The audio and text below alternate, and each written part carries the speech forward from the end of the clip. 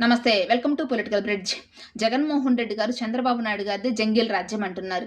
అసలైన జంగిల్ రాజ్యం చెప్పమంటారా?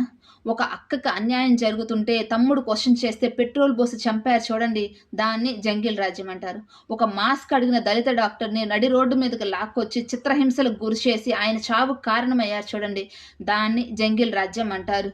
ఒక పార్టీ ఎంపీని స్వయంగా చిత్రహింసలకు గురిచేసి విచక్షణ రహితంగా కొట్టారు చూడండి పోలీస్ స్టేషన్‌లో.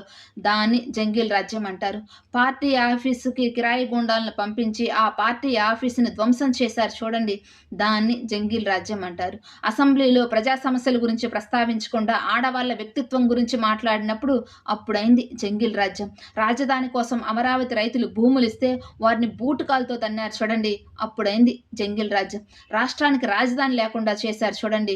అప్పుడైంది జంగిల్ రాజ్యం.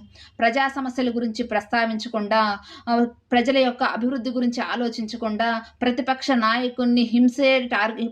నాయకున్ని హింసించడమే పనిగా పెట్టుకున్నప్పుడు అప్పుడైంది జంగిల్ రాజ్యము. ప్రజాప్రతినిధులు ఒక నియోజకవర్గానికి సమస్యలు తెలుసుకోవడానికి వెళ్తే మాచర్ల నియోజకవర్గం రౌడీలు, కిరాయి గూండాలు వారి మీద దాడి చేసినప్పుడు అప్పుడైంది జంగిల్ రాజ్యం.